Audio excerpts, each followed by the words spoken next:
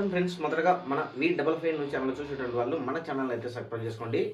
ప్రస్తుతం రాజంపేట ఎంపీగా ఉన్నటువంటి ఎంపీ మిథున్ రెడ్డి గారిని నిన్న అరెస్ట్ చేసినటువంటి విధానం మనము స్పష్టంగా గమనించాము. అయితే ఈ అరెస్ట్ పై వైఎస్ఆర్ కాంగ్రెస్ పార్టీకి సంబంధించిన నేతలు కూడా అక్రమంగా అరెస్ట్ చేస్తున్నారు అని కూడా నిన్న నుంచి కూడా మీడియాలో మాట్లాడుతున్నటువంటి విధానం మనము స్పష్టంగా కూడా అర్థం చేసుకోవచ్చు. అయితే తాజాగా ఈ యొక్క విషయంపై రాష్ట్ర హోంశాఖ మంత్రి అయినటువంటి అనిత గారు వచ్చేసి ఈరోజు మాట్లాడడం జరిగింది. మిథున్ రెడ్డి గారిని ప్రస్తుతం ఎంపీగా ఉన్నటువంటి వ్యక్తిని అరెస్ట్ చేయాలంటే అన్ని పక్క ఆధారాలతోనే మేము అరెస్ట్ చేశాము అని కూడా ఆమె కౌంటర్ ఇవ్వడం జరిగింది అనేది మనకు స్పష్టంగా కూడా అర్థం చేసుకోవచ్చు. ఎందుకంటే 2019 నుంచి 2024 సమయంలో భారీగా లిక్కర్ స్కామ్ విషయం జరిగింది కాబట్టి అన్ని పక్క ఆధారాలు ఉండడం వల్లనే మేము మిథున్ రెడ్డి గారిని అరెస్ట్ చేయడం జరిగింది అనేది ఆమె కీలకమైనటువంటి వ్యాఖ్యలు చేయడం జరిగింది.